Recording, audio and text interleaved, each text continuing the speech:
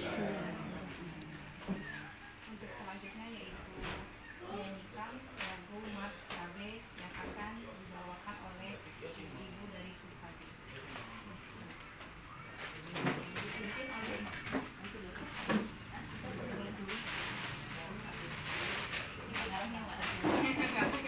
Ngarahnya kemana?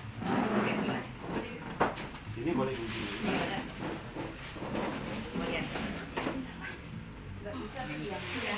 Ini live. Nyanyikan Mas KB ya. Berjayalah. Ya. Rumah tangga. Tangga tentram sentosa 1, 2. Keluarga berencana, sudah waktunya, janganlah diragukan lagi. Keluarga berencana, besar maknanya, untuk hari depanan jaya. Putra putri yang sehat, cerdas dan kuat, kan menjadi harapan bangsa. Ayah ibu bahagia, rukun raharja, rumah tangga tentram sentosa. Keluarga berencana, sudah waktunya, janganlah diragukan lagi. Keluarga berencana, besar maknanya, untuk hari depanan jaya. Putra putri yang sehat, cerdas dan kuat, kan menjadi harapan bangsa. Ayah ibu bahagia, rukun raharja, rumah tangga tentram sentosa. Berjayalah kadar gizi itu 2. Akurat bergizi sukarelawati, dari para pertiwi. Ingatkan cegah perhatian bayi menuju Indonesia sehat. Ingat selalu programnya Posyandu, KD imunisasi, KIA dan gizi, pencegahan diare. Percayalah kader gizi, akurat dergizi sukarelawati, bakti pada pertiwi. Mencari kematian bayi menuju Indonesia sehat. Ingat selalu programnya Posyandu, KD imunisasi, KIA dan gizi, pencegahan diare. Percayalah kader gizi. Terima kasih Bapak Ibu.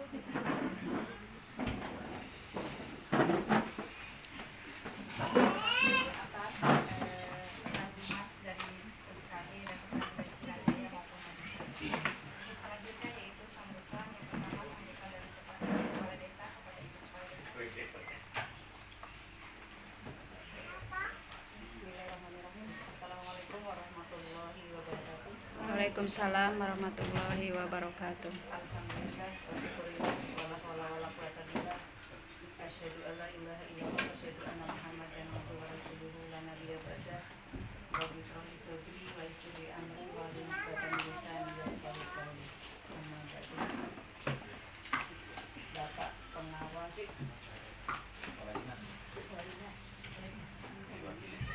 Bapak Kepala Dinas yang diwakili oleh Bapak Sekretaris dan Bapak PLKB yang saya hormati,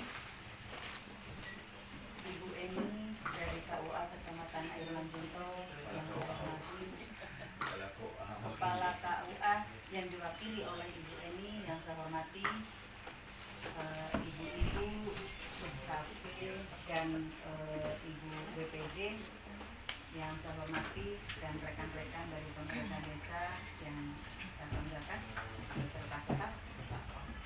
Alhamdulillah, marilah kita sama-sama memanjatkan puji syukur kita kehadirat Allah Subhanahu wa Ta'ala, yang mana pada kesempatan pagi hari ini kita masih diberi kesehatan berupa sehat jasmani dan rohani, sehingga masih bisa hadir di kantor desa Sinarjaya yang saya cintai ini. Sholawat bersalam beserta salam tak lupa kita aturkan kepada junjungan kita Nabi Agung Muhammad Sallallahu Alaihi Wasallam, yang semoga kita sebagai umatnya besok di hari yaumil akhir akan mendapat syafaat dari beliau. Bapak-bapak beserta ibu-ibu yang saya hormati, pertama saya mengucapkan banyak terima kasih atas kehadirannya. Yang kedua, mengucapkan mohon maaf atas segala kekurangan penyambutan ataupun tempat, karena beginilah keadaan desa kami, dan mudah-mudahan itu nggak akan menjadi penghambat untuk kita acara pada pagi hari ini. Perlu saya sampaikan, Pak Kepala Dinas PLKB, kami kemarin didatangi oleh Ibu Emma Sub-KB, katanya mau ada pertemuan di desa. Di mana? Saya bilang di kantor saja, seperti itu. Nah, tadi pagi ke rumah lagi, Mbak, sekarang apa enggak tanggal 26? Saya ingatnya tanggal 26. Enggak, sekarang tanggal 20. Oh iya, enggak apa-apa. Paginya ditelepon sama Bu Eni, katanya ada penyuluhan. Iya, oke, siap. Saya seperti itu. Karena itulah yang memang masyarakat kami perlu tahu gitu. Sebenarnya apa sih program dari KUA menyangkut dengan masyarakat desa seperti itu.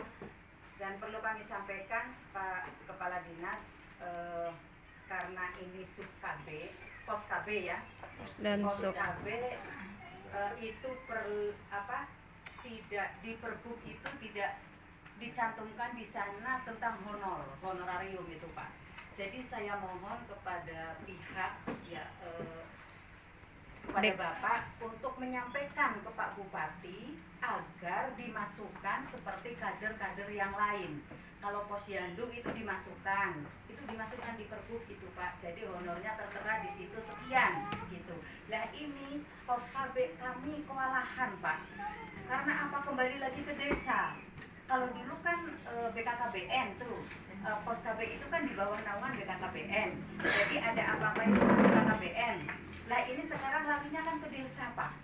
Larinya ke desa. Ya karena itu tadi mungkin dana digelontorkan ke desa itu sekian. Itu jadi semua apa-apa itu itunya ke desa. Itu ditempuhnya ke desa gitu, Pak. Jadi kami di situ susah mau menganggarkan itu di mana gitu, Pak. Jadi kami tetap Taruh situ aja nggak, Pak? titip ke yang lain-lain itu, seperti titip ke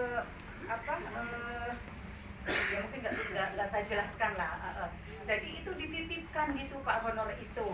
Nah, karena kemarin honor itu dititipkan ke item yang memang kalau nggak ada masalah itu nggak bisa diambil. Akhirnya sampai sekarang saya belum bisa mengasih ke pos KB.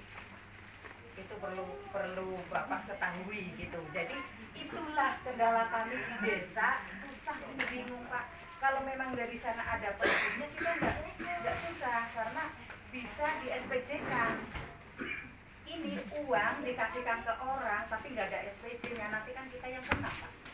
Gitu. Jadi ya sekali lagi saya mohon dengan sangat, mungkin kendala semua desa seperti itu, Pak. Karena saya tanya di desa-desa lain, ya iya seperti itu. Karena memang di Pergub itu nggak ada. Ya mungkin itu Bupati mungkin mengacunya ini di bawah naungan BKKBN. Jadi semua ada apa-apa itu larinya ke BKKBN, mungkin seperti itu. Jadi perlu Bapak sampaikan ke Pak Bupati.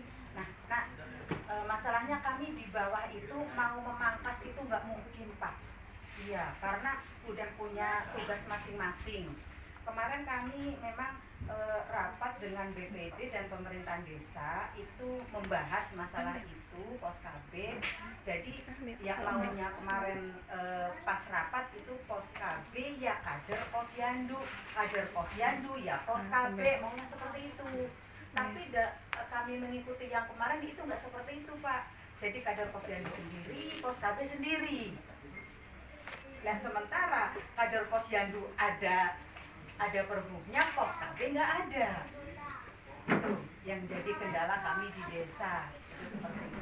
Itu cuma kebijakan kepala desa aja gitu loh Pak. Jadi di situ.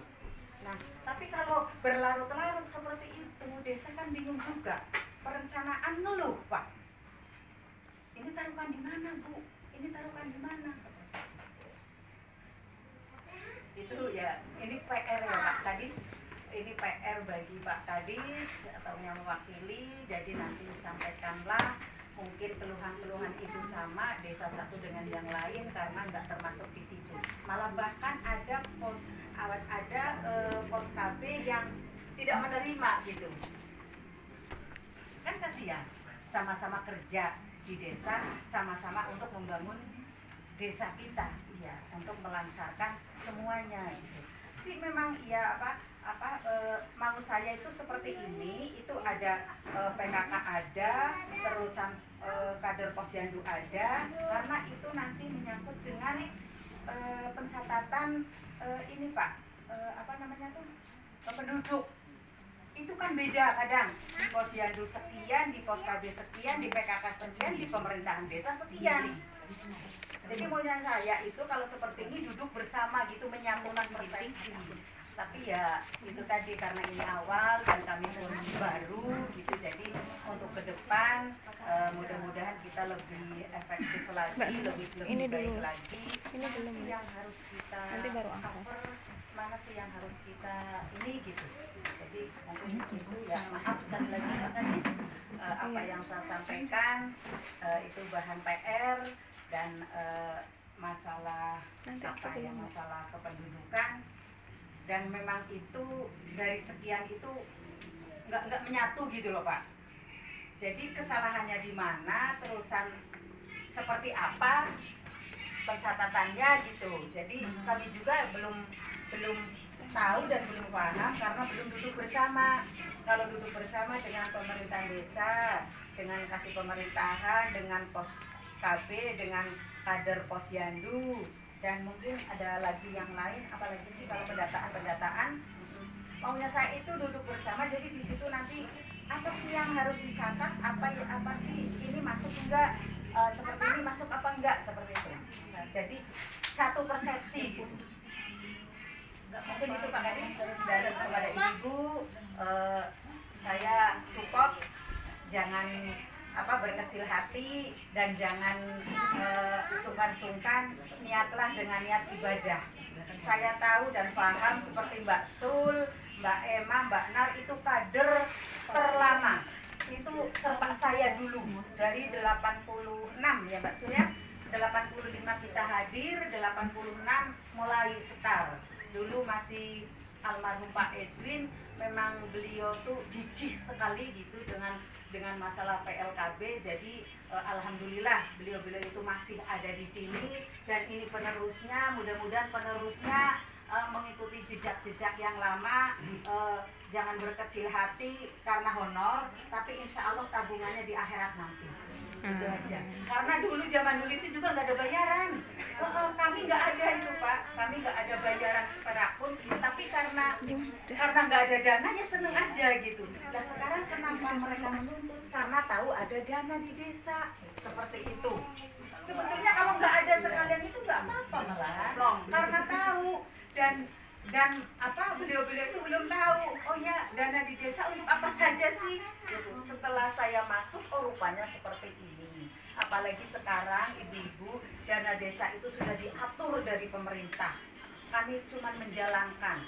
Ada sebagian ya itu tadi yang belum tercover dari pemerintah, pos KB tadi gitu. Jadi ya terpaksa dari desa ya menyulitkan, ini ngambil di mana gitu Pak Kadis. Bisa ngambilnya di mana supaya mereka itu mencicipi dana yang digelontorkan oleh pemerintah gitu. Jadi ya sekali lagi marilah sama-sama berjuang, ibu-ibu saling mendoakan, mudah-mudahan ibu selalu diberi kesehatan, dan kalau ada acara seperti ini hadirlah supaya tahu, dan kalau ada undangan di desa itu hadirlah supaya paham. Karena desa itu kan nanti semua biasanya itu Pak, kalau di desa ada acara musren apa kan ada perwakilan dari perempuan-perempuan itu. Disitulah untuk supaya masyarakat itu tahu yang sebenarnya dana itu untuk apa. Jadi sekali lagi saya ingatkan kepada Pak Kadis, jangan, pokoknya dipercepat menemui Pak Bupati. Dipercepat, karena apa? Ya ini urgen Pak. Urgennya apa? Ya karena honor tadi. Itu honor. Jadi kami dari desa itu bingung kalau tidak ada perbuknya. Nanti di SPC kan itu di mana? Gitu. Kalau sudah ada seperti kader posyandu itu kan ada, itu kan buat SPC-nya gampang. Kalau ini kan bingung, nggak dikasih, ya kasihan kan seperti itu. Sama-sama berjuang di desa, sama-sama membangun desa. Apalagi ini sentuhannya dengan masyarakat. Kalau pendataan yang sebenarnya itu kan sentuhannya dengan masyarakat, nggak cuma ngarah di rumah, oh ya si A umur sekian itu. Kalau yang sudah paham iya, tapi kan tiap bulannya itu pasti berganti. Ada yang anak baru, ada yang anak keluar, kan seperti ada yang meninggal, kan seperti itu. Jadi sentuhannya langsung dengan masyarakat. Itu. Mungkin itu Pak Kadis dan ibu-ibu, bapak-bapak nanti bisa dilanjutkan kembali dengan diskusi. Mungkin seperti itu ya, karena pertemuan seperti ini kan jarang sekali, dan saya malah baru satu kali ini. Jadi nanti mungkin ada dari kaur pemerintahan ada yang disampaikan juga nanti mengenai kependudukan, mengenai bagaimana sih untuk membuat akte kelahiran, karena beliau yang menangani, supaya ibu-ibu tuh paham, supaya ibu-ibu tuh tahu, nanti bisa menyampaikan ke masyarakat seperti itu ya Bu Eni ya. Mungkin itu yang saya sampaikan. Terima kasih atas perhatiannya, mohon maaf atas segala kekurangannya. Wabillahi taufiq wal hidayah. Wassalamualaikum warahmatullahi wabarakatuh. Waalaikumsalam warahmatullahi wabarakatuh. Terima kasih atas sambutan dari kepala desa-desa Sinar Jaya. Mudah-mudahan apa yang disampaikan bisa kita pahami, dan apa yang permasalahannya bisa kita cari solusinya bersama-sama. Untuk selanjutnya itu sambutan dari Bapak Kepala Dinas BKKBN. Oh Ibu. Mungkin sambutan dari Ibu. Saya dulu. Ibu Bapak dulu. Dari Bapak Kabid BKKBN Bapak Mulyadi, kami persilakan. Bapak Kot. Assalamualaikum warahmatullahi wabarakatuh. Waalaikumsalam warahmatullahi wabarakatuh.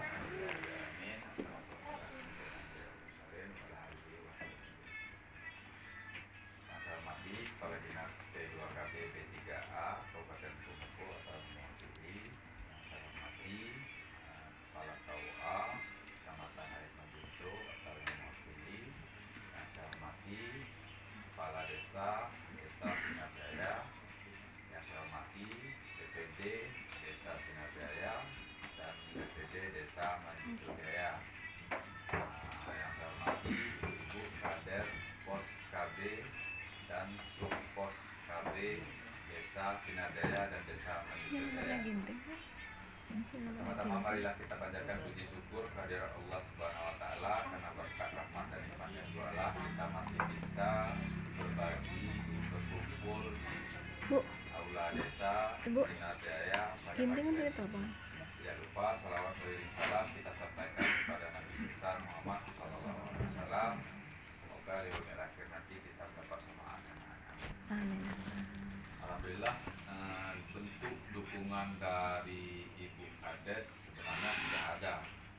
Sudah sering saya sampaikan kepada kawan-kawan Bu Kades tentang pendanaan desa itu memang sudah ada plot-plot yang harus dianggarkan atau aturan-aturan yang harus dianggarkan. Saya pun berkali-kali sebagai pengurus PKB, dan itu ada perkumpulan PKB namanya. Nah, di kabupaten itu sudah menyampaikan kepada dinas, dinas pun sudah menyampaikan kepada PMD. Secara langsung mungkin kami dinas itu mungkin tidak bagus nyambungnya langsung ke bupati seperti itu. Jadi yang membuat peraturan itu kan PMD, pemerintahan masyarakat desa seperti itu. Dinas PMD itu menyampaikan ke bupati. Memang PMD dalam hal ini untuk pembiayaan kader itu menyarankan seperti ini Bu. Yaitu pembiayaan untuk kader itu memang tidak mencangkup ke yang ada dianggarkan seperti itu tadi. Tapi tapi kita bisa menggunakan anggaran penggerakan pemberdayaan masyarakat berupa pertemuan seperti ini kan. Yang ini Bu, ini sedikit informasi, ini pertemuan rutin dari Kader itu pembiayaan dan akomodasi snack dan hal-hal lain itu dari Kader dan untuk Kader aja seperti itu. Jadi kemarin juga saya sampaikan kepada pendamping bagaimana Pak pendamping bisa nggak membantu kawan-kawan Kader yang di lapangan itu untuk pertemuan-pertemuannya. Setiap bulan itu, setiap desa itu mengadakan pertemuan Kader atau pembinaan-pembinaan baik dari bidang desa atau seperti sekarang ini lengkap, kira-kira lengkap itu dibantu seperti itu. Tergantung Pak Mul kata pendamping kecamatan seperti itu, tergantung desanya. Mau nggak desa menganggarkan, tapi itu tadi itu saya terima kasih juga sama perjuangan Ibu Kadesnya. Walaupun di sweep sana sini untuk menghasilkan agar nanti ada jasa lah untuk kawan-kawan Kader, karena yang namanya kawan-kawan Kader ini setiap informasi yang disampaikan mereka itu memang informasi yang berupa pembangunan SDM. Pembangunan SDM mungkin Ibu orang lama sudah tahu juga seperti itu. Kalau pembangunan fisik yang diplot berdasarkan Pergub itu kita sudah tahu nilainya berapa, pembangunannya harus seperti apa, apalagi fisik bangunannya itu sudah tahu bentuknya. Tapi pembangunan SDM itu kita sudah tahu yang namanya pembangunan SDM, pendataan, pembinaan kesertaan ber-KB, pembinaan pernikahan dini dan hal-hal lainnya di bidang KB itu kelihatannya 10 atau 20 tahun yang akan datang. Jadi harapan kami meskipun yang namanya pembangunan SDM ini yang tidak kelihatan ini mungkin saya sudah juga menyampaikan kepada UPD-nya, kita kawan-kawan Kader, saya sudah menyampaikan juga itu untuk pembiayaan honor, berupa honor mungkin tidak bisa dari dana desa, tapi berupa kegiatan aja dibikin seperti itu. Kegiatan Kader itu misalnya pertemuan tadi bisa nggak dibiayai oleh dana desa seperti itu. Saya sampaikan kepada kawan-kawan di kecamatan tadi, di kabupaten, kawan-kawan dinas itu kemungkinan bisa seperti itu. Apakah berupa pertemuan, apakah berupa penyuluhan, itu kan ada pemberdayaan SDM, peningkatan SDM itu kan ada seperti itu. Kalau honor memang tidak ada seperti itu. Honor untuk Kader, tapi tidak ada. Tapi harapan kami itu mereka kawan-kawan Kader yang berjuang ini tidak hanya lillahi ta'ala saja seperti itu. Karena seperti yang Ibu sampaikan tadi, mereka mendengar, mereka melihat dana desa itu besar. Jadi apa salahnya mereka melakukan penyuluhan, mereka melakukan pendataan ke lapangan itu dibiayai dengan dana desa seperti itu. Mungkin ada pendanaan desa untuk penyuluhan ke lapangan seperti itu, atau pengambilan data peserta KB atau penyertaan membantu ikut KIE kepada masyarakat di lapangan tentang pernikahan dini dan pernikahan siri. Ya ini jadi pertemuan ini saya sampaikan juga ini Bu. Pertemuan ini pada intinya ada keluhan-keluhan dari kawan-kawan Kader tentang banyaknya atau maraknya pernikahan dini di Sinar Jaya dan Manjunto Jaya. Terus mungkin nanti saya undang KUA dan Pak Sekretaris itu untuk menjelaskan nanti bagaimana sih hak dan kewajiban mereka yang pelaku ini melakukan pernikahan dini agar tidak hak-hak mereka itu tidak terzolimi lah seperti itu.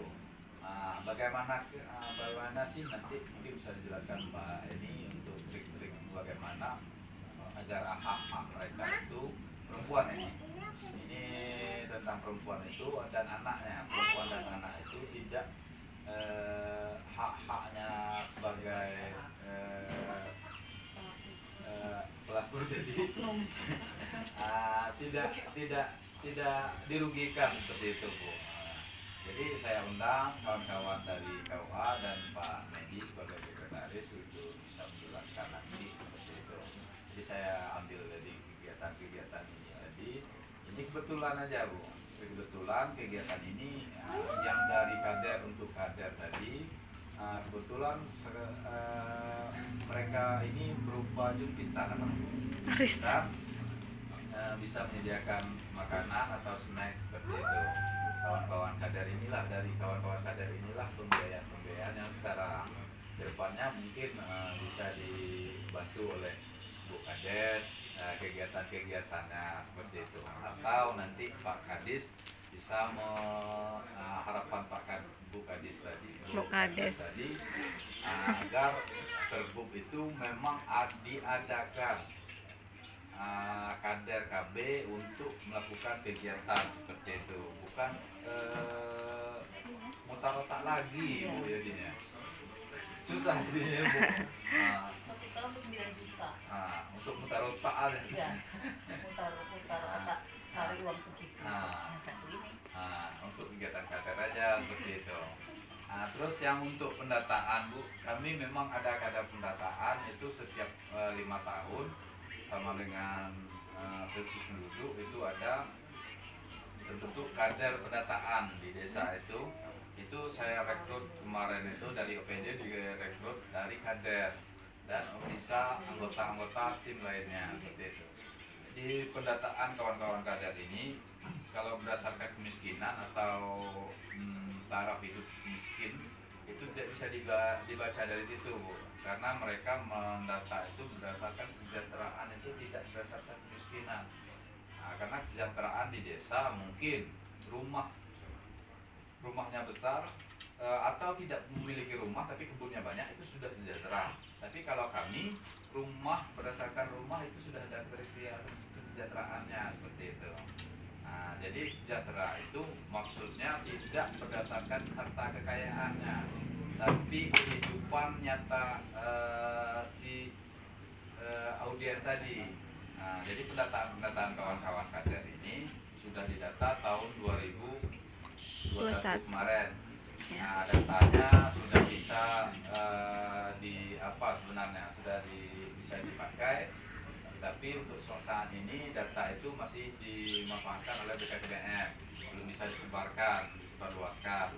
Karena data-data tersebut yang namanya data ini itu kegunaannya sangat susah, apalagi sekarang ini banyak penipuan, apalagi data yang didata oleh kader itu by name by address, ada nick, kakak, dan hampir ada foto orangnya seperti itu, seperti KTP seperti itu. Kawan-kawan kader yang melakukan pendataan di tahun 2021 seperti itu. Yang berikutnya untuk tim pencegahan stunting itu kita sudah membentuk di desa ini. Setiap desa itu ada 3 kader untuk tim pencegahan stunting. Itu terdiri dari bidan desa, pos KB, dan PKK. Sinar Jaya kemarin siapa PKK-nya yang ikut kemarin? Wiwit. Itu karena untuk PKK tapi aktif kan, masih aktif itu? Masih aktif. Jadi kader PKK-nya tetap.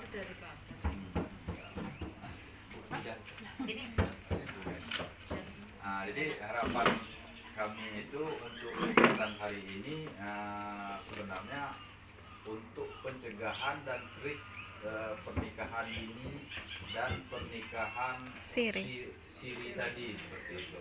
Jadi hak-hak mereka, apakah nanti desa bisa membuatkan kegiatan untuk sosialisasi kepada masyarakat agar tidak terjadi lagi pernikahan dini dan pernikahan siri itu. Mungkin itu aja yang bisa saya sampaikan. Mungkin di lain waktu, lain sesi nanti kita diskusi lagi. Terima kasih. Assalamualaikum warahmatullahi wabarakatuh. Waalaikumsalam warahmatullahi wabarakatuh. Masih atas sambutan dari Bapak Mulyadi sama KDM. Selanjutnya itu sambutan dari Bapak Kepala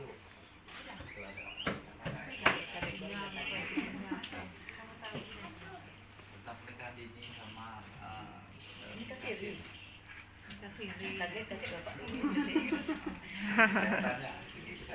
pernikahan dini gimana Bu? Sambutan dari Ibu Bidan Desa Sinarjaya kepada Ibu Evita. Pada Ibu Evita saya persilahkan. Selamat pagi menjelang siang untuk kita semuanya. Lagi. Salam sejahtera untuk kita. Puji syukur kehadiran Tuhan Yang Maha Esa hingga pada saat hari ini kita masih dapat berkumpul di tempat ini dalam keadaan sehat. Yang kami hormati Bapak Perwakilan Saudara Gonjindo, Bapak dari Kadis. Kepala Dinas PKKBN. Ya begitu juga Ibu Kepala Desa dan kawan-kawan. Oh, dari Ibu KUA, maaf Bu. Tadi ada acara kelas ibu hamil juga, jadi dadakan ke sini. Mungkin yang kita bahas tadi masalah pernikahan dini. Pernikahan dini maksudnya dari segi kesehatannya ya. Ya seperti yang kita ketahui namanya udah pernikahan dini. Kalau yang namanya dini itu udah nggak apa ya, bukan nama ya Bu, maksudnya yang namanya dini itu terlalu cepat gitu ya. Jadi mungkin kita tahu efek sampingnya pasti ada, resikonya pasti ada gitu. Cuman di masyarakat kita sekarang tuh masih minim pengetahuan tentang resikonya, efek sampingnya pernikahan dini ini. Jadi mungkin masih banyak kita sebagai petugas kesehatan dari masyarakat masih banyak yang harus kita memberikan edukasi untuk masyarakat, baik dari segi agama mungkin bisa juga kita sampaikan dalam kalau pertemuan agama. Kalau dia datang kepada kami untuk bertanya, mungkin akan kami sampaikan juga efek sampingnya kalau pernikahan ini seperti apa. Dari segala segi pasti ada efek sampingnya. Dari segi reproduksinya pasti bermasalah. Dari seandainya dia hamil, di anak yang dikandungnya pasti juga ada segi perbedaannya dengan orang tuanya yang memang sudah waktunya untuk hamil ataupun menikah.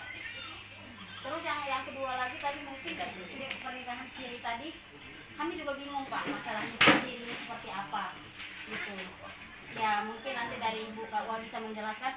Kami juga bingung karena gini, kami sekarang setiap ibu hamil itu kan kami input datanya. Setiap ada ibu hamil baru kami input datanya setiap bulan. Jadi kalau dia pernikahan yang nggak resmi kami nggak bisa input.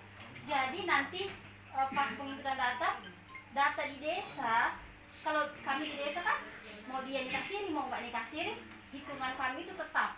Contohnya 10 orang nih, dari 10 ini ada 5 yang nikah siri, laporan kami ke puskesmas itu tetap ya 10 orang tadi, sekalipun ada nikah siri di situ. Tapi kalau kami input datanya dia nggak diterima, gitu nah, nggak diterima pas penginputan. Jadi makanya kadang-kadang bikornya di puskesmas itu bingung, laporan yang masuk ke pusat itu 7 orang seandainya, sedangkan yang masuk ke puskesmas itu 10 orang. Di situ kadang selisihnya. Tapi kalau kita menjelaskan ke orang yang nikah siri kadang-kadang nggak bisa diterima gitu. Jadi daripada panjang ceritanya kita terima aja jadinya kan, kita layani seperti masyarakat biasa. Tapi edukasinya tuh sangat penting juga karena akan berefek ke anak-anaknya juga. Anaknya nggak bisa ngurus akte, nggak bisa masuk kakak gitu. Tapi mungkin orang tua itu kesadarannya masih kurang, hanya gara-gara cinta mungkin seperti itu. Cinta karena tadi kan ya, jadi Lupa semuanya demi cinta. Padahal hanya gara-gara cinta tadi anaknya akan efeknya kan lama gitu. Dia nggak bisa sekolah, dia nggak bisa ngurus segala macam gitu. Jadi mungkin itu mungkin dari segi agama ya, saya juga nggak paham karena saya mungkin Nasrani. Jadi masalah itu mungkin nanti bisa Ibu KUA yang menjelaskan. Jadi kami juga mengedukasinya ke masyarakat nanti mungkin lebih gampang. Mungkin hanya itu yang dapat saya sampaikan. Terima kasih. Atas sambutan dari Ibu Bidan Desa Sinarjaya, Ibu Evita. Mudah-mudahan apa yang disampaikannya mengenai efek samping atau dari segi kesehatan mengenai pernikahan dini ataupun nikah siri. Untuk selanjutnya yaitu sambutan dari Ibu Kepala KUA atau yang mewakili kepada Ibu Eni. Silakan. Assalamualaikum warahmatullahi wabarakatuh. Waalaikumsalam warahmatullahi wabarakatuh. Alhamdulillah rabbil alamin wa bihi nasta'in wa ala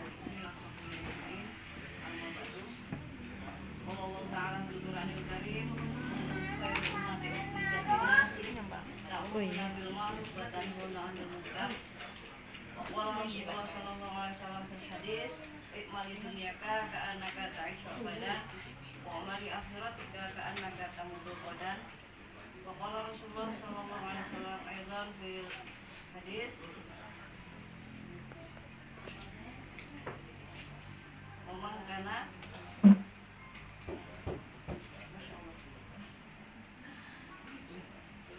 man arada dunya fa'alaihi bil ilmi man arada akhirata fa'alaihi bil ilmi wa man arada huma fa'alaihi bil ilmi.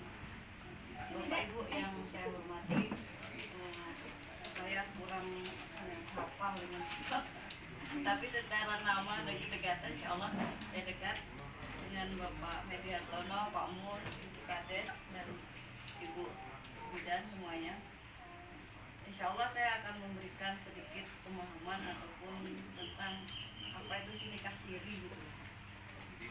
Apa yang kita tahu tentang nikah siri? Nikah siri itu banyak yang berpendapat nikah siri itu kan sah menurut agama, sah menurut agama. Jadi ya mereka legal aja gitu mau nikah siri. Kasus-kasus yang semacam ini kalau kami temukan di kantor, terutama saya sebagai pejabat pemeriksa berkas, kalau sudah berkas masuk ke saya, yang saya periksa pertama adalah umur, ya, umur dari catin itu calon pengantin, laki-laki ataupun perempuan. Kalau perempuan itu harus umurnya 20 pas, tidak boleh kurang bulan hari, dan tahunnya tidak boleh. Tahunnya 20, tapi kurang 6 bulan tetap kami ikat, tidak bisa. Terus walaupun jangankan kurang 6 bulan, kurang 1 bulan tetap kami tidak akan terima. Terus kemudian yang kedua saya periksa tentang status pernikahan orang tuanya. Nah, dulu di KK itu tertera nikah tidak tercatat, itu ada di situ. Dari pagi saya bareng telepon dengan Ibu Kades, terus masalahnya seperti itu. Nah, dulu kalau karena sistem mungkin walaf, saya kurang begitu paham. Jadi nikah orang tua yang nikah siri itu tercover juga di KK. Ada di situ tertulis nikah tidak tercatat. Ya, nikah tidak tercatat. Artinya itu tidak punya buku nikah, gitu. Nikah siri. Tapi ada kasus, ya, ada jamaah yang mau berangkat haji, minta rekomendasi haji ke KUA, saya periksa itu yang berhubungan dengan pembuatan paspor. Nanti pas mau berangkat, pemberangkatan itu berhubungan dengan pembuatan paspor. Jadi paspor itu dibuat berdasarkan diantaranya itu dengan dokumen yang berupa akte kelahiran, kemudian buku nikah atau ijazah. Nah, kalau mereka ini 3 berkas ini blank ataupun ada kecacatan, insya Allah paspor tidak bisa dibuat. Gitu ya Pak Media tentang pemberangkatan, karena Pak Medi juga aktif di travel umroh. Nah, kemudian semacam itu, lalu saya bilang, nah semacam inilah kendala-kendala yang kita temukan secara pemberkasan dan secara kalau saya udah ngadepi 2 orang yang semacam itu, saya tuh langsung naik, itu panik gitu, gitu. Emosi saya keluar dulu. Pertama datang ada yang sudah hamil, kemudian bapaknya ini nikah siri. Nah, hubungannya apa? Nah, kita tinjau. Jadi saya juga minta tolong kepada ibu-ibu kader dan teman-teman semuanya, kita pahamkan mereka. Jadi nikah siri itu seperti apa sih? Kalau menurut agama, nikah siri itu menurut kata bahasa ataupun menurut definisi nikah di bawah tangan. Maksudnya apa di bawah meja apa gimana gitu. Nikah yang disembunyi-sembunyikan gitu. Nikah yang disembunyikan. Apa sebab? Pasti kenapa mereka nyembunyi-nyembunyikan? Ada apa dengannya gitu kan? Iya, Pak. Ada apa dengannya? Kalau zaman Rasulullah, Kuenya dimakan. kakek nenek kita itu mungkin biasa aja karena tidak ada hubungannya dengan hal-hal dokumentasi, hal-hal dokumen. Lah kalau sekarang nikah itu daftarnya online, ya nikah itu daftarnya online. Jadi kalau kita masukkan nik calon pengantin itu laki-laki atau perempuan, itu masukkan teng itu sudah terkoneksi ke capil, sudah terkoneksi ke pengadilan. Jadi semuanya sudah nyangkut. Kalau satu saja niknya itu nyangkut, maka semuanya itu jadi trouble. Semuanya jadi menolak, data itu tertolak gitu. Kemudian contoh ini ya, yang kasus nikah siri, kita masukkan data Jatim nama bapaknya. Nah, karena tidak terdaftar pernikahannya di pemerintahan, jadi dia nggak mau muncul, bapaknya nggak mau muncul, ini gimana? Berulang kali kami cari tahu, akhirnya udah kami kira dulu lah semacam ini apa sebabnya, ya karena itu. Jadi sekarang itu sudah tersistematis, jangankan kita yang berupa dokumen penting, ya kan? Ini kita mau daftar pakai nomor HP baru saja, pakainya harus kakak, ya kan? Iya. Pakainya harus kakak. Nah, kita kembali lagi kepada apa itu nikah siri dan bagaimana resiko yang akan didapati. Nikah siri itu dalam arti kata umum itu nikah yang disembunyikan atau nikah di bawah tangan. Apa sebab? Di antaranya satu, nikah masih di bawah umur, ya. Kemudian dua, karena lain hal dan sebagainya, ya. Karena tadi buah cintanya tadi mungkin saya tahu dan buah cinta. Jadi secara agama yang dinamakan dengan nikah siri itu sah apabila menurut cukup syarat dan rukunnya, ya. Dinamakan nikah itu walaupun siri itu tetap harus mengacu kepada syarat dan rukunnya pernikahan itu ada. Jadi kalau diantara syarat dan rukun pernikahan itu tidak terpenuhi, maka batal pernikahannya. Contoh, kenapa di KUA kami minta untuk anak perempuan pertama itu kami minta buku nikah orang tua, ya, fotokopi buku nikah orang tua. Apa sebab? Dari situ kami bisa melihat kapan bapak ibunya menikah, ya kan? Kapan bapak ibunya menikah. Kemudian kami hitung dari tanggal dan tahun pernikahannya lahir si anak perempuan pertama tadi. Nah, secara normal, ya kan, dari umur pernikahannya itu 9 bulan 10 hari. Kalau kurang dari 9 bulan 10 hari, ada apa dengannya? Ya kan? Ya. Ada apa dengannya? Kembali lagi ke bapaknya, ya kan, ke bapak ibunya. Apabila anak perempuan yang semacam ini, maaf ngomong, anak yang dilahirkan sebelum pernikahan ijab qabul yang sah, maka tidak ada hak bagi orang tua laki-laki untuk menjadi wali kepada anak perempuan ini. Apa sebab? Maka terhukumlah sebagai perzinaan.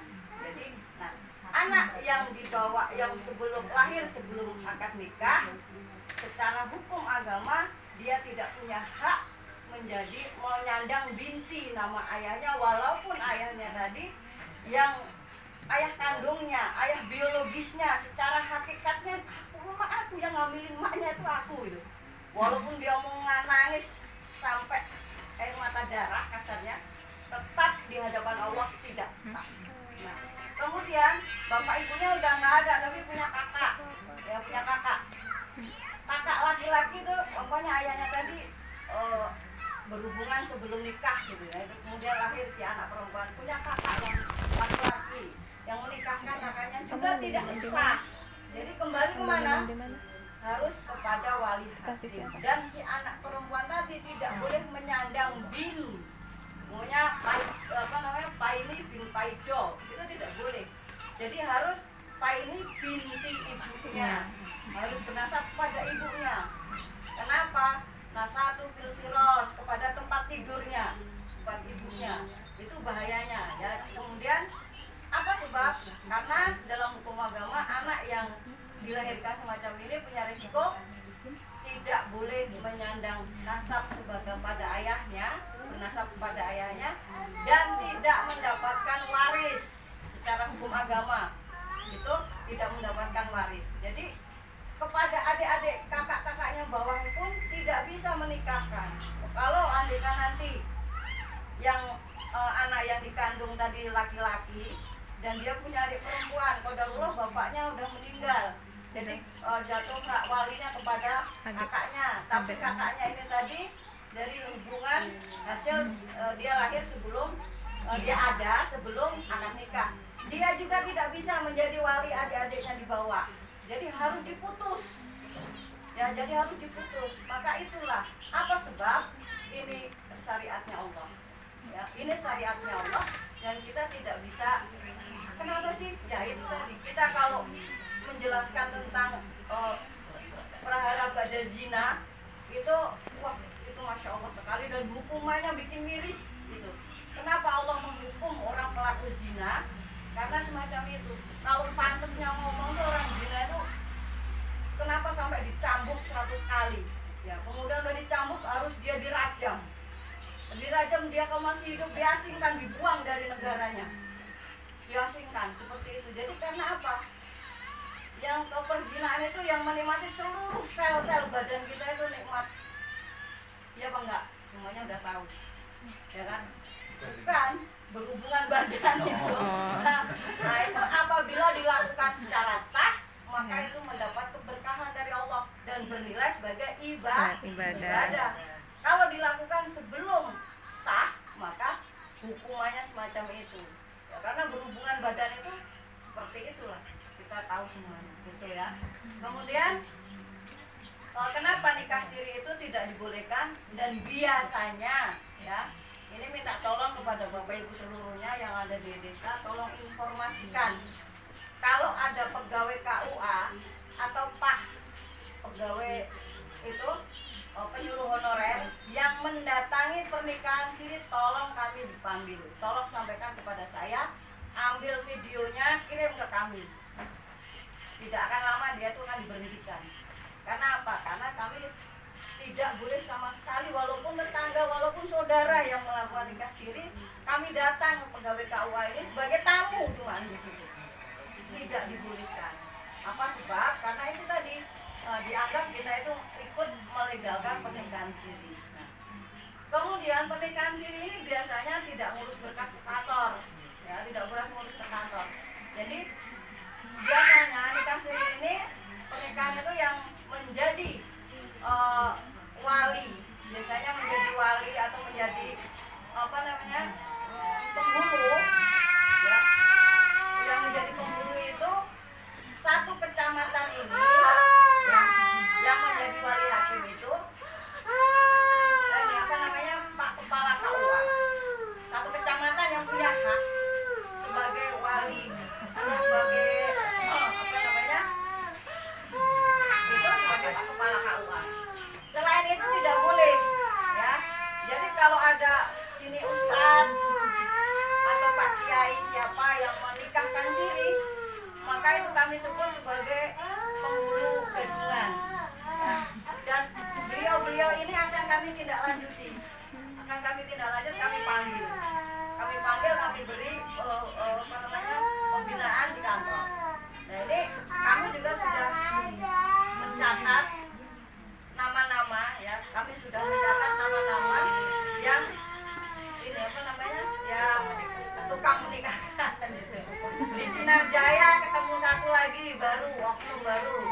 Kemudian di Manjunto Jaya ada lagi. Dan saya sudah, ya qadarullah, zaman sekarang ini zamannya canggih, zaman digital, sosmed itu ya, cepat sekali. Dan saya itu yang baru-baru ini sudah, mereka nggak paham. Jadi pernikahan sini diupload ke Facebook. Qadarullah yang upload berteman sama saya. Nah, saya ambil fotonya, saya lapor. Dan itu kemarin baru-baru ini mencak-mencak di kantor itu kebun binatang tuh keluar semua untuk kami. Ya, kebun binatang itu keluar semua sampai yang comberan-comberan kotor tuh keluar sama kami. Ya, terutama saya, insya Allah kalau untuk urusan syariatnya Allah, saya tidak akan pernah kompromi. Saya benci dengan orang sedesa ini gara-gara itu, silakan. Karena hak Allah harus saya tegakkan, haknya Allah harus saya bela, seperti itu. Jadi semacam itu ya ibu-ibu ya. Jadi pernikahan siri itu resikonya apa? secara hukum agama kalau syarat dan rukunnya pas, syarat dan rukunnya terpenuhi, sah. Tapi kita hidup di negara hukum, ya kan? Di negara, di pemerintahan yang punya pemerintahan sah, dan wajib bagi kita yaitu mengikuti apa kata pemerintah, ya kan? Atiullaha wa atiur rasul wa ulil amri minkum fa in tanaza'tum fi shay'in faruddu ila Allah. Kamu wajib mengikuti apa kata pemerintah, pemimpinmu, ya. Atau pemimpinmu bila engkau berselih atas sesuatu, kembalikan kepada Allah, semacam itu. Jadi kalau kita ini berselisih, kita hidup di Sinar Jaya, kita punya Bukades bertindak berdasarkan juklak dan juknisnya bagaimana menjalankan pemerintahan desa. Lah kalau kita bantah, kamu jadi apa ya, silakan urus sendiri kalau Bukades, kalau kamu ya silakan kamu, semacam itu. Jadi kenapa kita harus mengikuti semacam ini? Kalaupun itu sah di mata Allah, sebenarnya kita tetap harus mengikuti aturan pemerintah.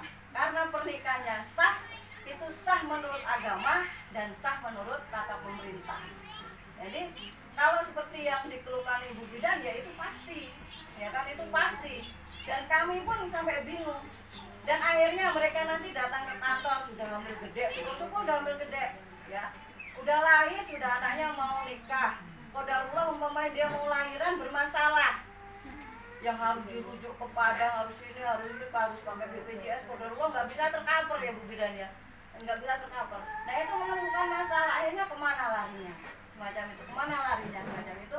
Jadi akhirnya apa? Kita yang diuring-uring, ya. Nah, apa solusinya? Kalau semacam itu, ya tunggu dulu. Kalau sudah mereka, kalau masih bisa mereka masih mereka bisa diantisipasi, diberikan pemahaman. Tapi biasanya mereka itu susah, karena tadi nyumput tadi, namanya nyumput kan pasti ketahuan juga. Dan akhirnya apa? Mereka keenakan kalau sudah nikah, sudah bulan madu, nggak sadar, terus 3 bulan hamil terus. Nah bingung mereka pas mau, ini mau lahiran Bu, ini mau ngurus ini Bu, kami mau isbat nikah aja Bu. Nah, ya Allah, ini saya tuh sampai mentolong itu tak tepak gitu ya. Kalau saya itu tega itu ya, sampai itu harus gimana gitu. Jadi semacam ini, kalau menurut hukum Allah syarat dan rukunnya pas, maka boleh dikatakan sah. Tapi kita hidup di negara hukum yang harus kita taat patuh dengan hukum tadi. Nah kemudian itu pernikahan siri ya, yang pernikahan dini, ya pernikahan dini. Ini juga ya Allah ya Rabbi. Ini yang terakhir kemarin saya temuin, bukan Sinar Jaya, Magugo Jaya. Maaf Bu Bidan ya, ini sudahlah bapak ibunya ini kartunya beda agama, ya beda agama. Secara hakiki katanya saya ini Bu, saya Muslim Bu, tapi di KTP tertulis Kristen, tertulis Kristen. Jadi secara ini tidak bisa, secara hukum Islam itu tidak bisa menikahkan antar agama, itu tidak bisa. Walau hakikatnya ya harus dirubah dulu, ikrar dulu, mu'alaf ke KUA, proses dulu harus dilalui, dan kemudian perbarui dulu, sidang dulu ke capil, ikuti prosedur capil. Lama loh Bu, kami ini udah nggak tahan. Ya Allah, apa sih yang nggak ditahanin tuh apa? Anaknya masih di bawah umur, masih 16 tahun. Saya bilang walaupun saya ini saya itu dulu guru di MTS, dan saya itu kuliah saya ada di kuliah luar biasa, guru pendidikan luar biasa. Jadi saya ngerti sebab-sebab kecacatan anak itu apa, ditengok dari segi pendidikan luar biasa. Sebab-sebabnya itu saya paham. Jadi saya ngerti. Sering saya ngasih penyuluhan ke TK, ada anak-anak yang tantrum, ada anak-anak yang membutuhkan pelayanan khusus, itu saya sering disuruh mengisi ngasih penyuluhan. Jadi alhamdulillah sedikit-sedikit walaupun nggak detail, saya punya ilmunya. Dari segi ilmu saya dulu mantan guru fikih yang tersertifikasi, yang bersertifikasi. Saya jadi udah punya spesialisasi guru fikih yang saya pegang. Jadi saya juga alhamdulillah lulusan pesantren. Jadi saya tahu sedikit-sedikit tentang syariat-syariatnya Allah. Jadi dari segi kesehatan, dari segi kemasyarakatan, dari segi pendidikan tergabung di situ semua. Jadi kadang memang sulit memahamkan orang untuk itu. Ya kembali lagi kepada Allah. Jadi saya setiap mau memberikan penyuluhan atau pemahaman kepada seseorang, saya tetap ya Allah, mohon pahamkan mereka ya Allah. Berikanlah hidayahmu ya Allah. Saya cuma itu, saya mintakan sama Allah. Kalau mereka paham, dikasih rezeki sama Allah, dipahamkan, mereka terima. Oh ya Bu, insya Allah kami ikutin aja. Kami ikutin aja Bu, saran Ibu. Kita kurang 2 bulan dan qadarullah mau puasa. Ya, mau puasa. Jadi biasanya di pengadilan tuh maraton. Puasa itu kan mau maraton. Jadi jadwal sidang itu penuh, mana yang cerai. Puasa kurang, lebaran kurang seminggu kemarin saya jadi saksi perceraian ada tetangga, saya jadi saksi. Masya Allah yang ngantri itu sehari itu sampai 10 pasang cerai. Dan ada yang isbat nikah itu, ya Allah kayak gini. Jadi saya di kantor itu saya sering. Nah ada lagi pernikahan yang di bawah umur tadi itu, secara kami kan hanya menjalankan tugas ya Pak Mulya, Pak Medi. Kami hanya menjalankan tugas. Kalau dari desa NA sudah diberikan kepada kami, ya tadi itu yang saya periksa, langsung saya tengok ke umur, kemudian ke ini, yang paling penting itu ke kakak tentang status orang tua tadi. Nah kalau saya temukan kendala, nikahnya umurnya belum pas, kami adukan pemeriksaan berkas nikah itu 2 pintu, saya dan Pak Kepala. Kalau saya lolos, kemungkinan Pak Kepala nggak lolos. Pak Kepala nggak lolos, Pak Kepala lolos, mungkin saya nggak lolos. Jadi saya dengan Pak Kepala harus klop, harus semua itu harus valid, semua datanya harus valid. Jadi kalau ini tidak pas, ada kendala, kemudian karena umur, jadi kami kembalikan ke desa. Ya, kami kembalikan ke desa, kami nasihati, silakan mengajukan sidang ke pengadilan untuk melegalkan umur tadi itu. Nah, namun secara pribadi, secara batin, secara apa ya Pak Mul bilang itu, kita itu masih belum ridho lah anak itu nikah. Tapi ternyata pemerintah memfasilitasi gitu dengan sidang ke pengadilan tadi. Jadi kami bisa melaksanakan pernikahan itu apabila cantik tadi sudah mengajukan sidang ke pengadilan. Jadi ditanya nanti di sidang itu, nah sebelum kami menerima putusan dari pengadilan tadi, maka kami tidak berani untuk menikahkan. Ya, untuk menikahkan kami nggak berani. Jadi kalau sudah ada sudah ada putusan tadi, maka kami boleh menikahkan. Gitu. Nah itu seperti itu. Kalau ada tercatat tercover di PLKW, di PKKBN itu nikah di pernikahan dini tadi, karena mungkin prosedurnya seperti itu Pak Mul. Ya sudah itu. Jadi walaupun sudah mengikuti prosedur, tapi tetap umur kan nggak bisa disulap, nggak bisa ditambah berdasarkan dengan KTP tadi kan, berdasarkan KTP tadi. Jadi semacam itu. Jadi untuk teman-teman ketahui juga, Bapak Ibu ketahui bahwa pernikahan itu dibolehkan apabila dinyatakan sah. Ya, kita itu tidak boleh menikahi perempuan.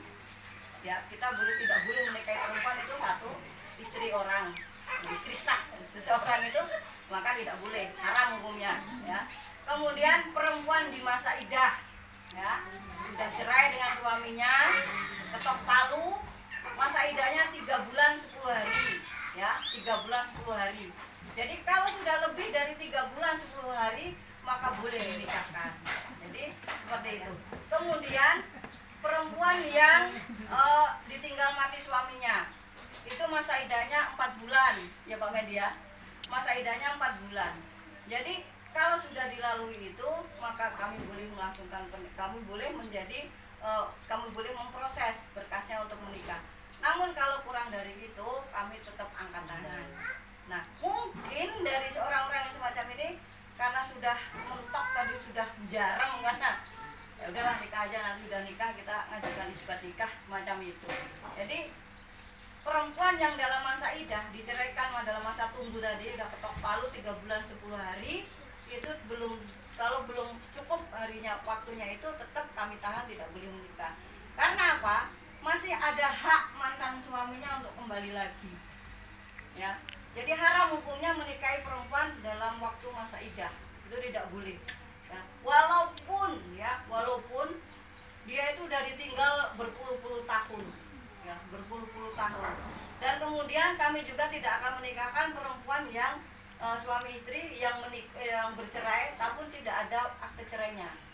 Walaupun dia sudah ditinggal berpuluh-puluh tahun, dari anaknya belum ada, dari anaknya masih di kandungan sampai udah umur puluhan tahun, tetap kami berdasarkan akte cerai, harus kami proses semacam itu. Jadi ya semacam itulah sebetulnya sama pusingnya dengan kami, terutama kami ini yang karena apa, kami ini bergerak bekerja di dalam urusan menghalalkan yang haram, ya kan, dalam artian tanda kutip menghalalkan yang haram. Dulu hubungan suami istri itu kalau belum nikah, belum ijab qabul jadi haram, tapi setelah diijab qabulkan melalui proses maka menjadi halal. Dan kami yang bekerja di situ ya untuk menghalalkan hubungan mereka itu. Jadi melalui proses, melalui verifikasi yang begitu rumit. Jadi kalau sekarang ada kesannya setelah itu ya, kok ini Pak Kepala yang sekarang tuh rumit banget. Ya memang gitu.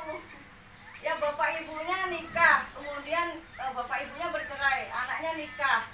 Nah, tetap saya kejar Bu, ini kasus yang sekarang di SP2 ini yang mau nikah nanti tanggal 28. Itu saya kejar, bapak ibunya cerai.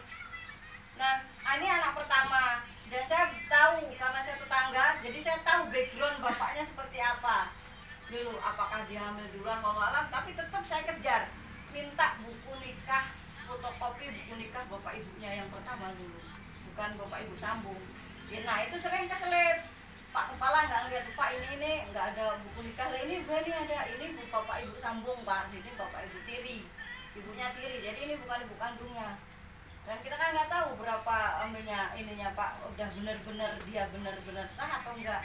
Oh iya kayak gitu, orangnya di mana udah nggak tahu lagi, udah di Kalimantan. Tetap saya kejar itu, karena kalau saya melegalkan itu berarti saya menyetujui ketidaksahan dari suatu pernikahan. Maka urusannya saya sama Allah.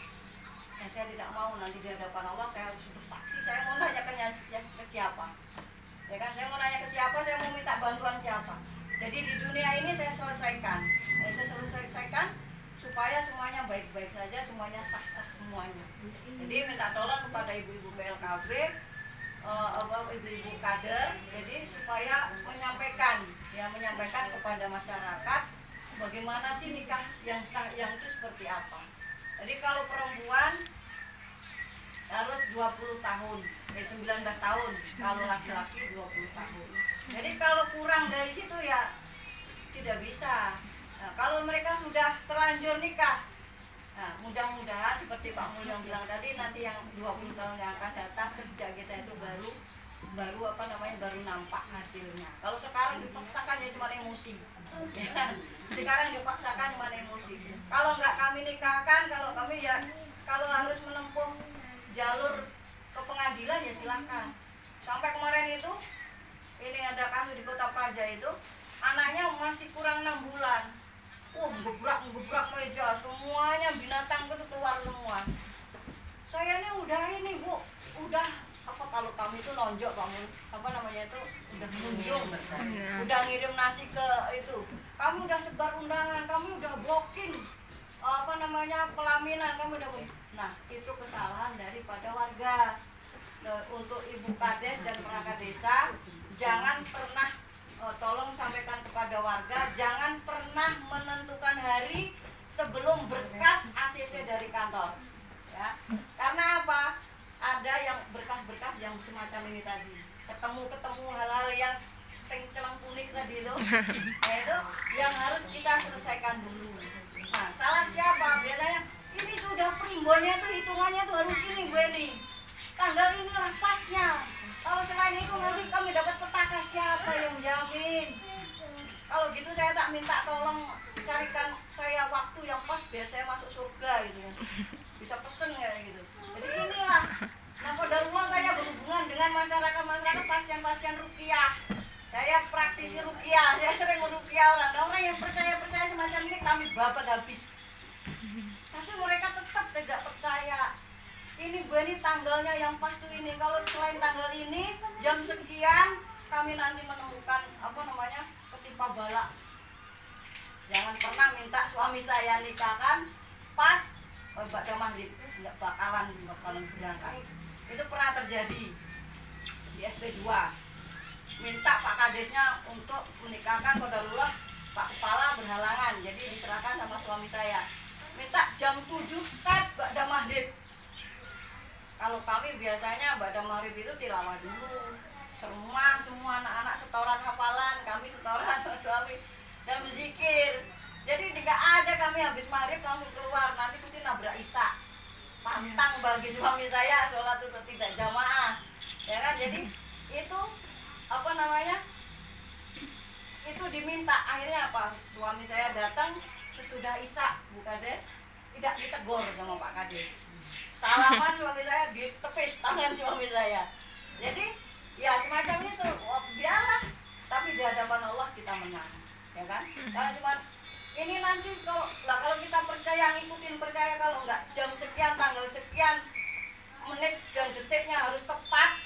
Nah, gimana ininya kita percaya akidah kita sama Allah. Jadi banyak edukasi yang harus kita sampaikan. Jadi kepada ibu-ibu teman-teman dari kader, Ibu Kades dan Bapak dari PLKB. Jadi mudah-mudahan kita terkonek semuanya. Ada yang semacam ini kepada Bu Bidan juga semacam itu, supaya kita itu dari segi kesehatan, dari segi mental, dari segi kualitas dari individu tadi itu, insya Allah mudah-mudahan. Kalau kita itu berangkat dari semuanya yang super, ya kan, orang kita menanam sawit aja cari bibit yang super kan. Masa mau punya anak kita cari yang yang instan, yang aspiran, ya kan, yang aspiran. Jadi kan jadi masyarakat ini akan terbentuk apabila pribadi-pribadi ini yang baik-baik semua. Masyarakat akan menjadi baik. Kalau kita paham semuanya, insya Allah kita paham. Dari mereka mungkin tidak paham, yang mereka tidak paham. Tapi kami dari KUA itu setiap ada hal-hal yang harus diketahui oleh desa, kami selalu share baik secara PDF, surat, dan secara lisan. Dan setiap ada pertemuan pernikahan di desa-desa itu, saya suka sering mendampingi dan saya kasih penyuluhan supaya apa? Kita semua dipahamkan. Jadi kembali lagi kita mohonkan sama Allah, mudah-mudahan mereka itu lebih paham, lebih ngerti, supaya kita ini mudah untuk berjalan dan usaha kita mendapatkan ridhonya Allah. Itu saja dari saya. Nanti bila teman-teman Bapak Ibu ada yang mau ditanyakan, saya siap untuk menjawabnya. Mudah-mudahan saya bisa. Kalau tidak bisa, kita cari bareng-bareng gitu. Itu saja. Billahi taufiq wal hidayah. Assalamualaikum warahmatullahi wabarakatuh. Waalaikumsalam warahmatullahi wabarakatuh. Terima kasih atas sambutan dari Ibu Kepala Kecamatan Ayunan Hijau. Mudah-mudahan apa yang disampaikan Ibu bisa kita pahami bersama dan nanti mungkin bisa disampaikan kepada Bapak Ibu. Mungkin di meja sudah disediakan tadi Pak, disediakan makanan dari Ibu yang banyak. Silakan untuk dinikmati. Untuk selanjutnya itu sambutan dari Kepala Dinas BKKBN Kabupaten Komuko pada Bapak Henry Hartono. Silakan.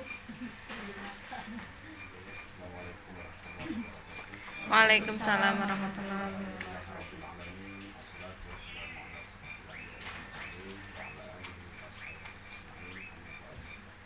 Ibu Kepala Desa beserta jajarannya yang hadir yang saya hormati, Ibu Ketua DPD serta anggotanya yang saya hormati. Hari ini juga bersama-sama kita Kepala KUA yang diwakili oleh Bapak rekan kerja saya Pak Mulyadi selaku koordinator lapangan PKB dan PLKB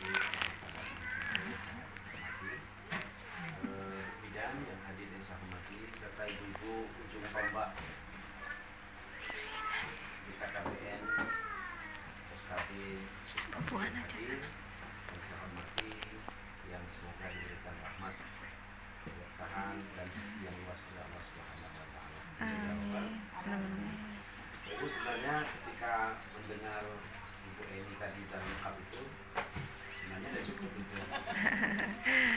Cuma karena saya diminta oleh moderator menyampaikan sambutan adalah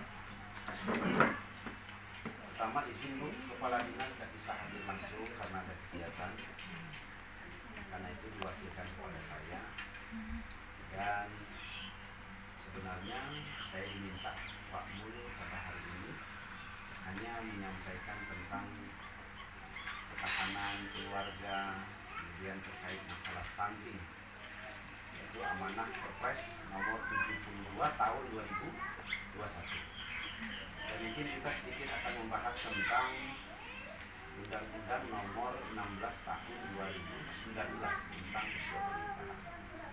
Tapi sebelum itu saya jawab sedikit.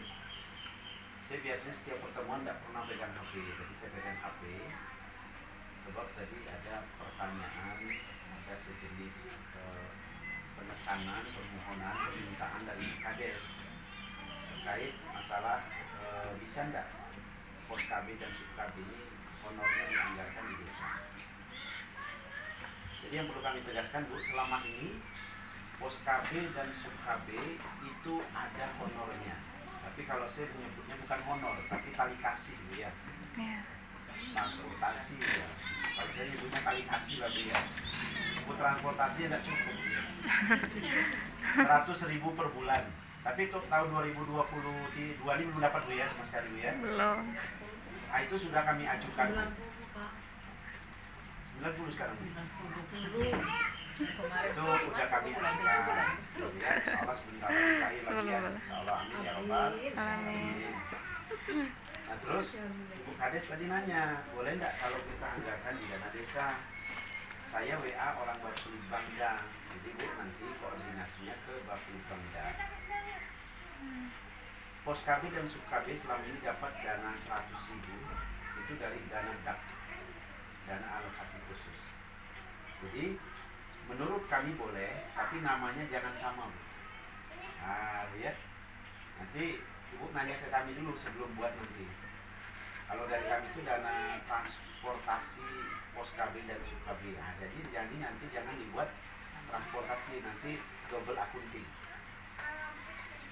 Kemudian itu bisa dianggarkan di dana pemberdayaan masyarakat dengan catatan tetap kepala desa itu koordinasi komunikasi dengan pendamping desanya.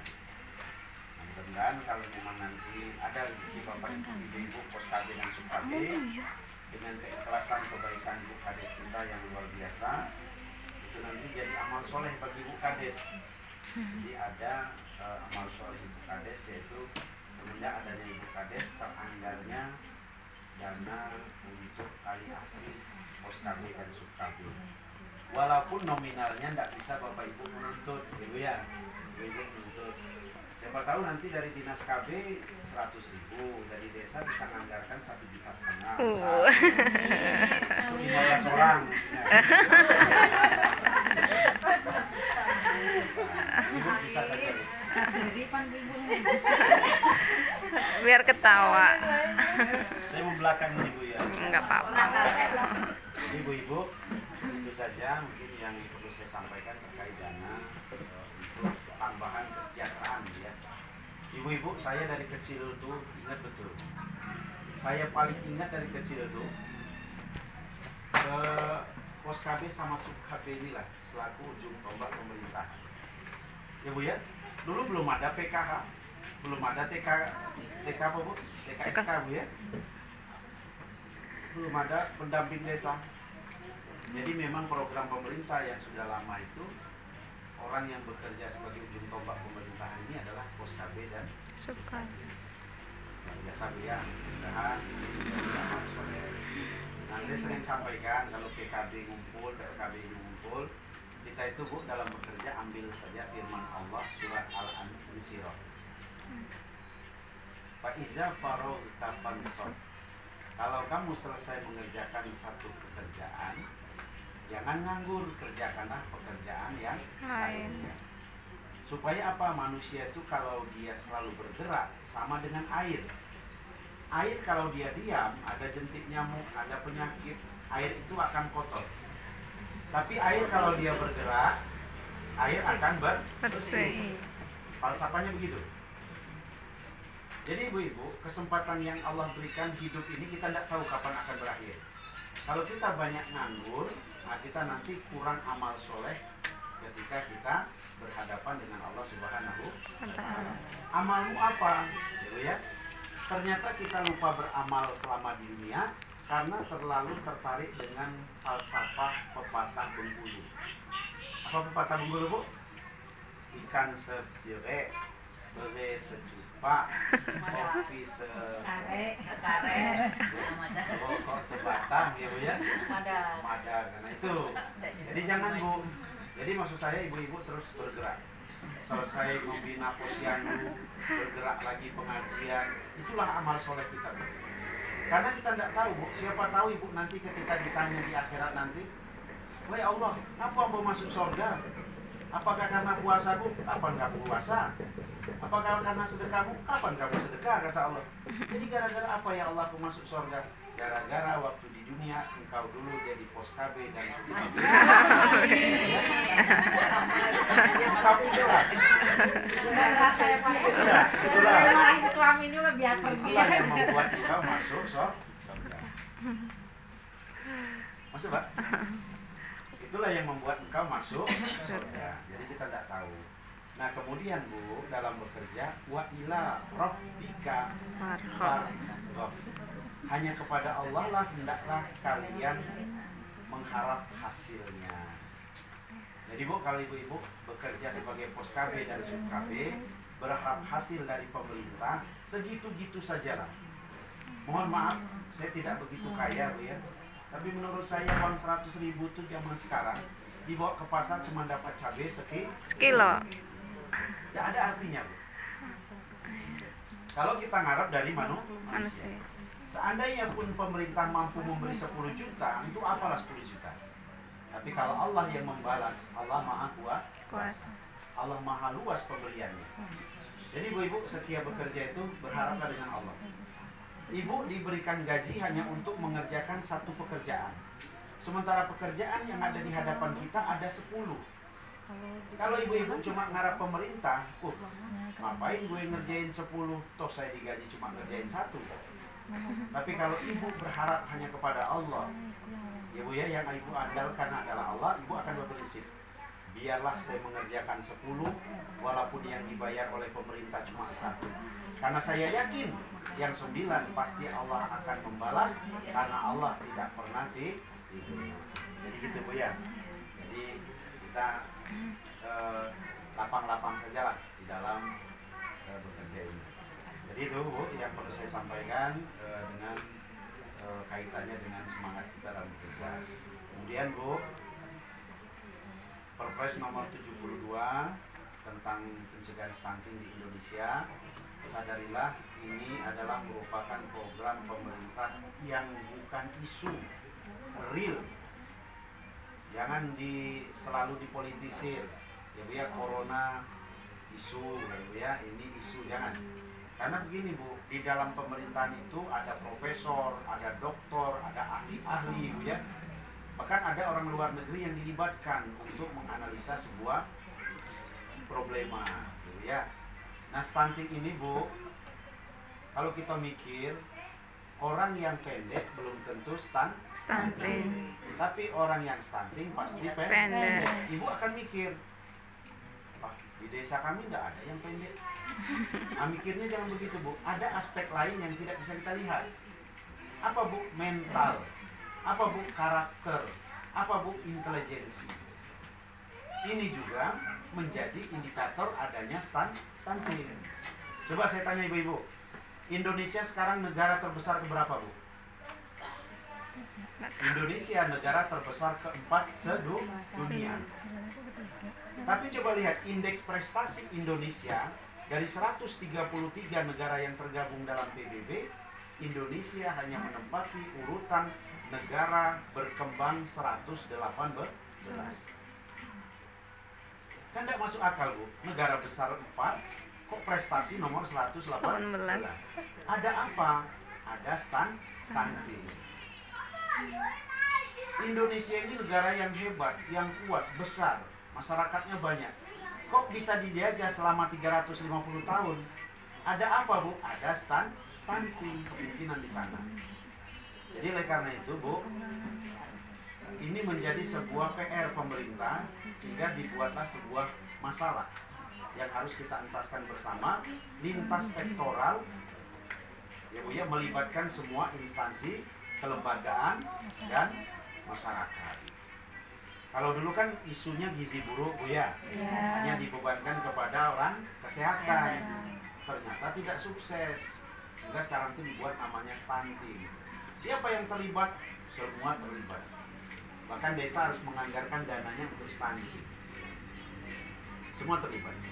Nah, pendek kata saya ingin menyampaikan, sekarang ini ada program pengentasan stunting dari hulu. Ya, dari hulu bagaimana?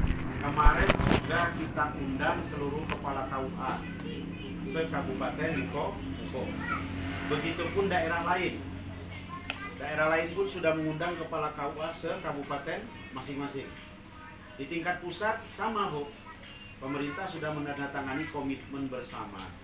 Nah, kemarin Kepala BKKBN, kalau ini kenal Bu ya, sebenarnya bukan Kepala BKKBN, Kepala Dinas P2KB P3A. Kemudian camat sekabupaten dan kepala KUAS kabupaten itu menandatangani MOU atau kesepakatan bersama, komitmen bersama untuk pencegahan stunting. Nah, dari hulu ini, Bu, oleh karena itu mari kita menjadi orang yang sedikit usil sekarang, Bu. Nah, jadi usil, Bu. Jadi orang mau senang tidak senang, niat kita ibadah. Apa sebab, Bu? Kita harus mencegah jangan sampai ada orang nikah umurnya dini. Karena penyebab terjadinya stunting itu menikah di usia dini. Memang mereka reproduksinya sudah bagus, tapi belum saatnya dibuat. Wanita itu umur 12 tahun sudah menstruasi. Artinya sudah siap dia dibuahi secara hubungan badan, tapi secara kesehatan belum bisa. Kalau ada, Ibu ya, orang yang sudah menikah dini, cegah dia jangan sampai hamil. Itu kan usil, Bu. Itu kan usil. Siapa yang mau diurusi rumah tangganya? Apa urusan kamu nyuruh kami melarang hamil? Nah itu. Jadi bagaimana strateginya nanti sub-KB, pos-KB ujung tombaknya? Kalau kayak gitu kan? Setelah dia hamil, pantau lagi anaknya. Hamil ya, hamil. Makan kacang hijau ya, makan yang bergizi ya. Apa urusan kamu katanya? Kamu ngasih duit tidak? Ya, Bu ya. Nyuruh-nyuruh kami makan bergizi. Kalau kamu ngasih duit, oke lah. Ini tidak ada, Bu. Setelah dia lahir, pantau lagi. Jangan sampai dia hamil lagi. Jadi sebegitu usilnya, Bu, penanganan stunting dari hulu. Jadi ibu-ibu, oleh karena itu kita berusaha, Bu ya, memberikan pemahaman yang sehat kepada anak-anak remaja kita, terutama ibu-ibu di desa. Tidak ada masalah, Bu, di desa Ibu ada sekolah, berapa sekolah, kunjungi SMP-nya, SD-nya, SMA-nya, ya Bu ya, berikan pendidikan tentang berumah tangga, pendidikan tentang seksualitas dan segala macam. Intinya jangan sampai mereka itu memanfaatkan kelamin mereka sebelum usia matang, ibu ya. Sekarang ini agak miris juga, Bu. Kemarin kan ada kasus, kami itu kan di kantor ada bidang P3A. Saya tidak sebutkan desanya. Jadi kamu nih udah kelas 2 SMP belum seperti itu ya katanya. Miris sekali, Bu. Ternyata terungkap lah, Bu.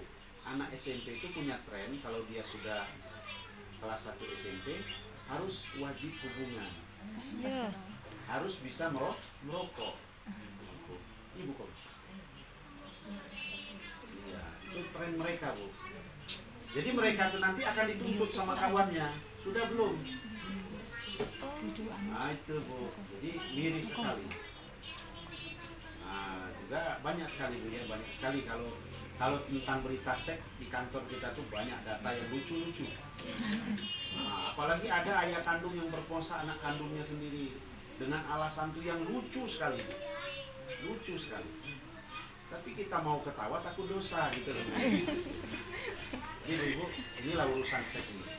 Makanya saya di tahun 2000 berapa saya baca penelitian, 60% anak SMA itu sudah tidak perawan lagi. Itulah, makanya pengajian-pengajian Bu sebagai bentuk ketahanan peningkatan sumber daya manusia dalam bentuk ketahanan moral ini pun harus digalakkan oleh pihak desa gitu ya. Nah, terutama kita harus merambah pengajian-pengajian di level anak-anak remaja. Jadi jangan sampai mereka ini agamanya tidak bagus gitu ya. Jadi jangan sampai agamanya tidak bagus.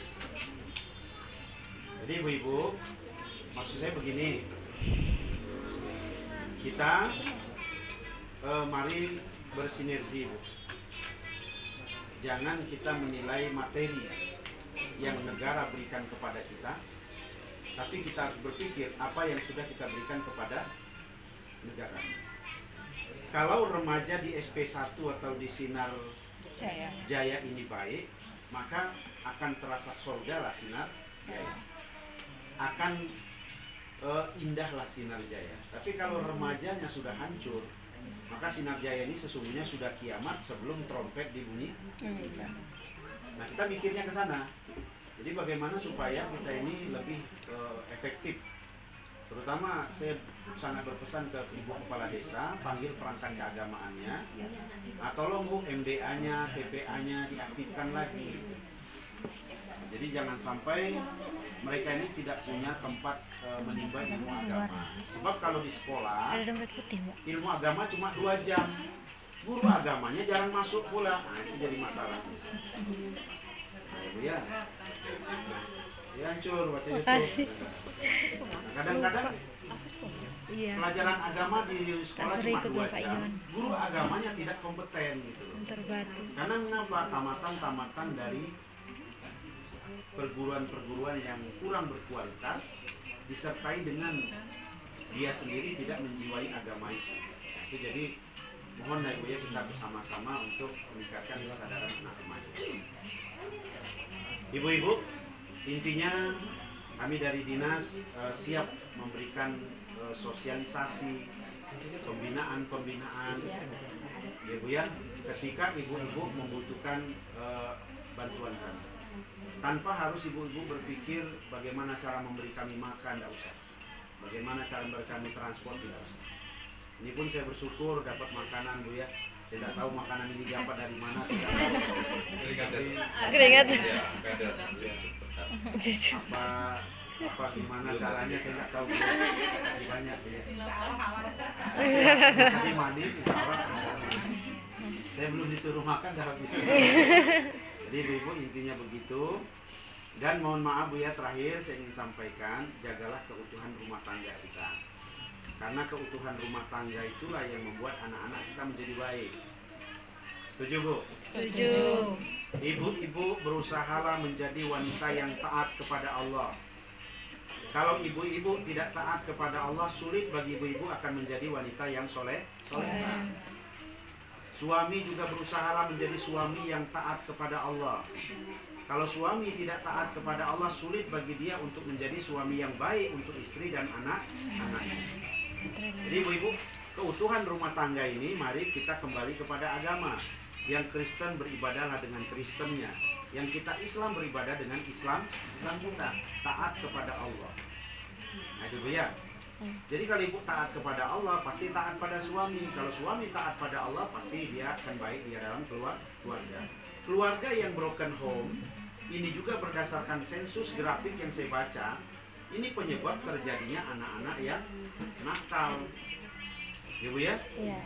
Banyak anak-anak wanita yang menjual dirinya tanpa alasan. Tidak ada Bu. Kenapa kau jual dirimu? Apa butuh duit? Tidak, duit saya banyak.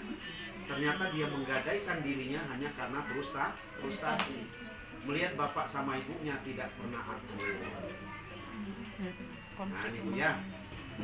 Jadi mari kita berusaha menjadi keluarga yang baik, istri yang sabar, istri yang soleha, insya Allah, amin ya robbal alamin. Nah Bu ya, ibu-ibu juga, saya sampaikan hadisnya, iza sholatul mar'atu khamsaha wa shamat syahraha wa hafizat farjaha wa ata'at zawjaha qila laha dukhulil jannah min ayyi abwabul jannati syi'ti.